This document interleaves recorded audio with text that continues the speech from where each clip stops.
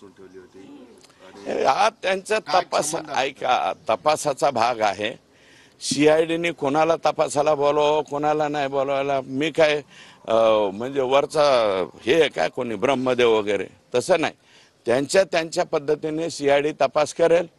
बीड जिल्ह्याचे पोलीस आणि IG लेवलचे अधिकारी असल्यामुळं या तपासामध्ये मला वाटतं महाराष्ट्रातल्या कोणत्याही पोलिसांची गरज पडली तरी आदेशित करून ते त्यांना बरोबर घेऊ शकतात आणि त्यांना एनी टाइम पाहिजे तिथं अटक करू शकतात.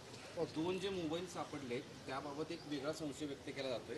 त्यावेळेसच्या स्थानिक पोलिसांनी जे जमा केले होते, जप्त केले होते, त्यातला डेटा सुद्धा गायब होऊ शकतो किंवा डिलीट नाही होऊ शकत. डिलीट केला, गायब केला तरी संबंधित कंपनीला मागचा सगळा डेटा ओपन करता येतो. ते जरी कोणी आका आणि त्यांचे सहकारी जर हे उद्योग करायला गेले तरी त्याचा काही फायदा नाही. जो डाटा आहे तो डम डाटा त्या ठिकाणी मिळतो म्हणजे मिळतो, सगळीकडे मिळतो.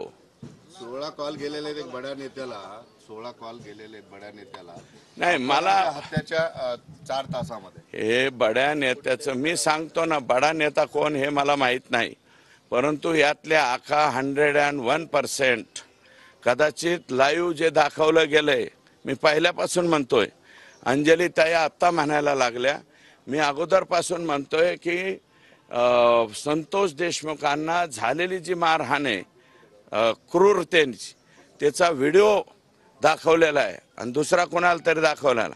ज्याला दाखवला असेल तो 302चा आरोपी झालाच आणि तुमच्यावरती खंडणीचाच आरोप आहे ना फक्त. मग तुम्ही अटक व्हायला का घाबरताय? याचा अर्थ 100% सरळ आहे की तुम्ही संतोष देशमुखच्या खुनामध्ये सरळ आरोपी आहात. फक्त देवाच्या कृपेला किंवा मी प्रार्थना करतो आकाचे आका त्यात सापडू नयेत. त्यांनी जरा आणि मला वाटतं ते नाही सापडणार. मी आज तरी त्यांच्यावर आरोप करणार नाही, पण आकावर मात्र निश्चितपणे करणार आहे.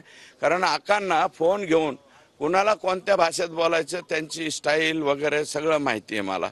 आणि हे मला वाटतं फेसबुक व्हॉट्सअपमुळे त्यांची स्टाईल जरा जास्तच बदलत गेली. आता बोलताना तुम्ही म्हणाले की आकाचे ते नाही सापडणार असं म्हणाले, ते काही कळालंच नाही. एक मिनिट ऐका, मी कोणावरती आतापर्यंत फक्त आका म्हणत होतो, पण ज्या अर्थी त्यांच्यावरती खंडणीचा गुन्हा आहे हा त्या कंपनीनं दाखल केलेला आहे. कंपनीनं कशाचा गुन्हा? त्यांच्यावरती 2 कोटी खंडणीचा गुन्हा दाखल केलेला आहे त्या कंपनी. असाच प्रकार O2 कंपनीचे बंडगर नावाचे अधिकारी सेम असाच प्रकार झालेला आहे यापूर्वी. त्याची तारीख वेळवार सगळं सांगतो मी, आत्ताच नाही सांगा. आका पकडल्यावर किंवा आकाच्या आधी बी सांगतो. मला जरा त्या अधिकाऱ्यांना विश्वास द्यावा लागेल. तुम्ही या TV पुढे बोला. घाबरतात लोक, हे उद्याच्याला आम्हाला मारून टाकतात का काय? काही अधिकारी अजूनही बी, काही पोलीस कर्मचारी मी म्हणतो ना यांना मदत करतायत, अजूनही लोकांना वाटतं हे पालकमंत्री होतात का काय, कशाला दुश्मनक्या घ्यायच्या. पण मी नाही घाबरत. ते पालकमंत्री कोणी हो अथवा नाही हो, मी तर आजही म्हणतो हे जे सगळं जंगल राज झालेलं आहे हे साफ होण्यासाठी या राज्याचे मुख्यमंत्री हेच आमच्या बीडचे पालकमंत्री पाहिजेत.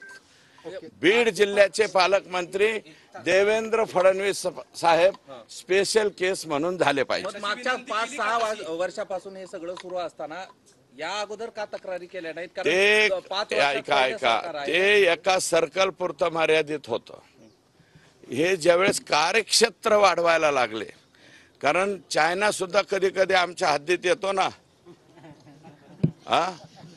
तसं हे आकांचं क्षेत्र हळूहळू चंद्र कलेने वाढतो.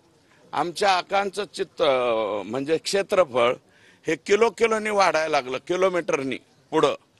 1 किलोमीटर, 2 किलोमीटर, 5 किलोमीटर, 10 किलोमीटर एवढ्या स्पीडली ते वाढायला लागलं.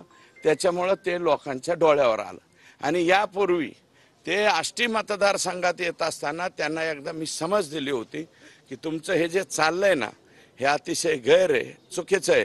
हे धंदे तुमचे करायचे असतील तर तुमच्या मतदारसंघापुरते करा, तुम्ही बाहेर निघू नका. हे आकांना मी सांगितलं होतं, आकांच्या आकांनाही सांगितलं. परंतु त्यांनी आमचं ऐकलं नाही. मग आता हे काय आहे, लहान लहान लेकरांना उचकून द्यायचं, पिटून द्यायचं. हे जे पोरं ज्यांनी मारलंय त्या लेकरांचे वय किती येतो, 21, 22, 23. आणि आईचा करेंगे वैसा का तू जा रे